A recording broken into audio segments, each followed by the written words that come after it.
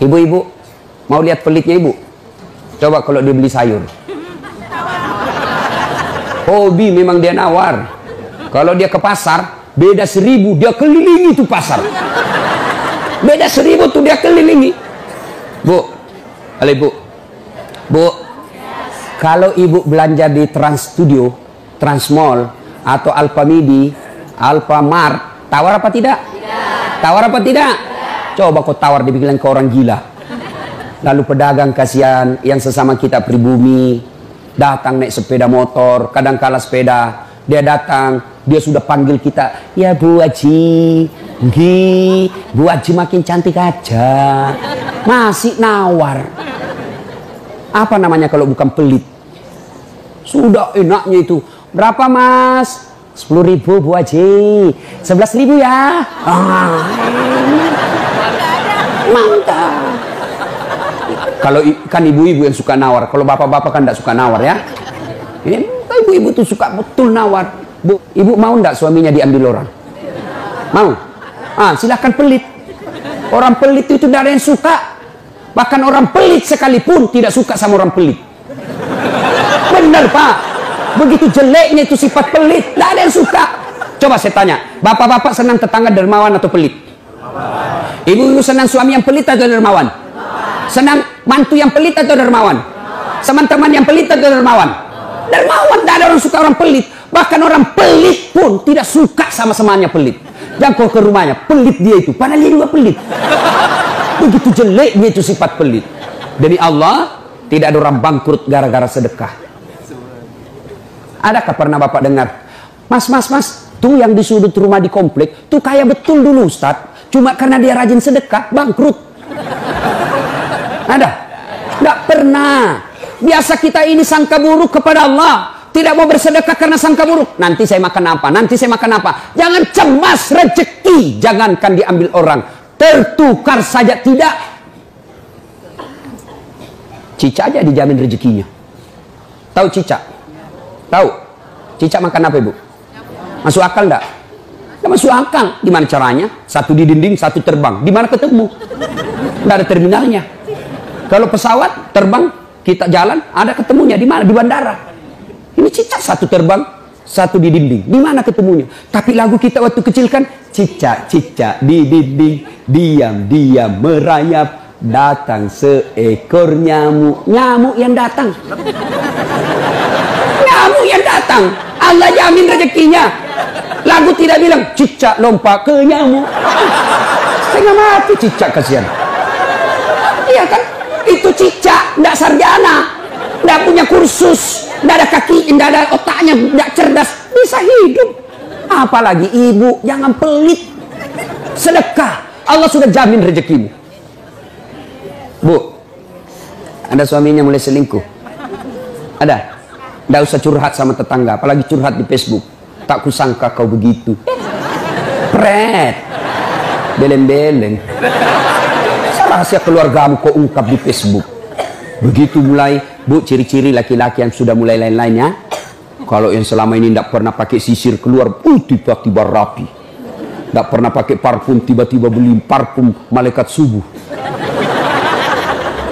Nah, yang tadinya keluar rumah tidak pernah pakai setrikaan, langsung rapi.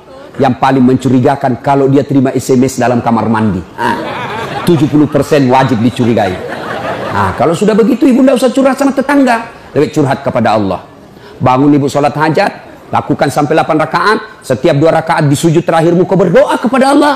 Ya Allah, engkau yang membolak-balikkan rasa cinta dalam hati suamiku. Tidak mungkin aku bisa mengendalikan cintanya. Ya Allah, tidak mungkin aku jaga dia 24 jam. Engkau yang maha menjaga ya Allah. Ya Allah, pelihara suamiku dari godaan perempuan lain. Ini ada duit saya 500.000. Saya tolak bala besok ke panti asuhan. Mudah-mudahan 500.000 suamiku terhindar dari wanita jahat. Bismillah. Coba amalkan itu, Bu. Coba amalkan. Yang jadi masalah kalau suaminya juga sudah tahu rumusnya. Dia bangun juga sholat tahajud. Dia bangun pula sholat hajat. Istrinya sebelah, kamar sebelah, suaminya kamar sebelah. Ya Allah, capek sudah saya lihat istri saya, ya Allah. Ngamuk aja kerjanya, marah-marah aja, berat badannya juga makin tambah, ya Allah. Tak tahu dilihat dari mana dia seksi. Ya Allah, ini ada duit saya 500.000. tolak bala ya Allah. Mudah-mudahan istriku ikhlas saya kawin lagi. Bingung malaikat yang mana? Jangan pelit. Demi Allah, tidak ada orang bangkrut gara-gara sedekah. Saya kasih contoh.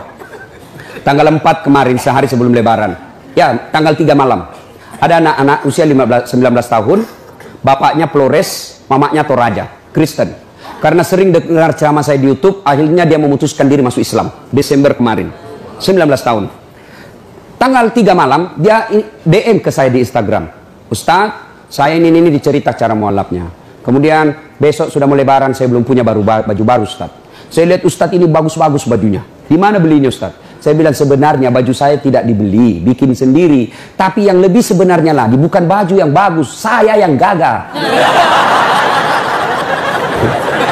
Ya, sudahlah. Saya butuh baju Lebaran. Saya bilang, kau datanglah ke rumah saya. Saya sediakan kau pilih bajuku yang kau suka. Dia pakai tongkat turun dari taksi. Wih, kasihan saya. Kenapa kakimu dek? Ternyata diamputasi kakinya. Dia singgah sholat asar ditabrak mobil. Saya bilang berat betul hidupnya ini anak. Diusir dari orang tuanya pak. Diusir sekarang tinggal di masjid. Tidak disetujui. Hanya dia sendiri masuk Islam. Diusir. Bilang kenapa kakimu? Saya cerita. Sedih saya. Sempat berkaca. Jangan sedih Ustaz. Ini tidak ada artinya ini kaki ketimbang iman saya kepada Allah. Luar biasa. 19 tahun. Saya ambil baju saya yang paling bagus. Kau pilih ini dek. Mana kau suka? Bener diambil yang paling bagus. Sempat juga saya nyesal. Sudah. Karena saya buru-buru ke bandara. Saya mau pergi khutbah. Ya. Ini dek. Kau ambil 1 juta. Sudah. Kembalilah dia. Naik Grab lagi. Sudah. Perjalanan saya ke bandara masuk WhatsApp. Tik, tik, tik, tik. Ustadz, berapa nomor rekeningnya? Wakil Wali Kota Balikpapan.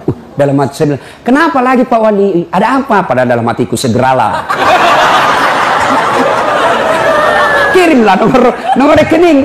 Masih di atas mobil masuk. Tik, tik, tik, tik. Masuk. Berapa transferan masuk? 30 juta. Tadi keluar 1 juta. Tidak cukup sampai situ. Allah balas lebih banyak. Sampai saya di airport, bandara, depan pintu 7 nunggu saya keberangkatan. Tiba-tiba ada ibu-ibu lari. Bawa amplop. Ustaz, tunggu dulu Ustaz. Apa? Ini dalam hatiku. Ada apa lagi? Padahal cepat sudah. Ini ada ternyata ada fans saya. Dia lihat saya di bandara. Dia mau kasih, coba buru-buru mau masuk bandara. Dikasih saya melalui itu ibu. Nih ada Ustaz titipan dari ini. Oke, saya buka. Berapa isinya? 10 juta. Sudah 40 itu kan gantinya. Besoknya tanggal 5 selesai khutbah. Biasanya kalau saya khutbah dikasih itu ibu 25 juta sama itu Bu Bupati. Berapa saya dikasih waktu itu? 35 juta. Berapa Allah ganti? 75.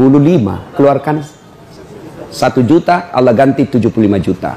Kenapa ibu miskin? Karena ibu malas bersedekah.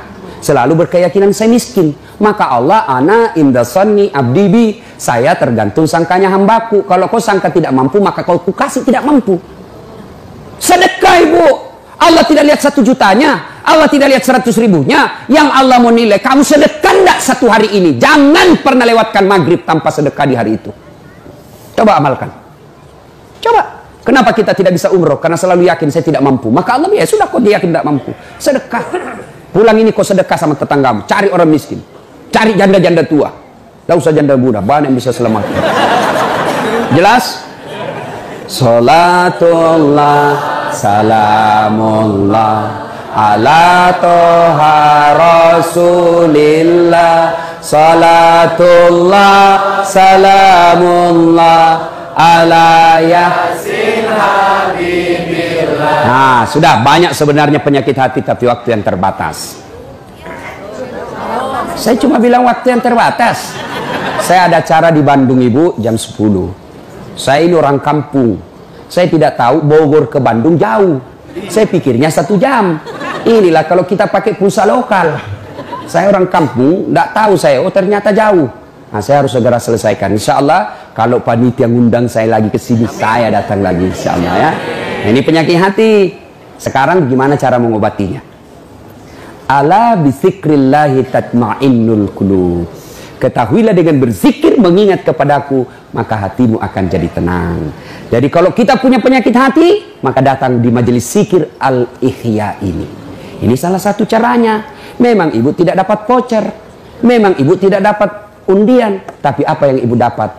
Ilmu tapi ilmu tidaklah terlalu menolong ketika ilmu itu tidak diamalkan. Amalkan yang Bapak Ibu tahu, maka Allah akan berikan ketenteraman jiwa, ketenangan hati. Kalau hati sudah tenang, itulah kekayaan kita yang paling baik.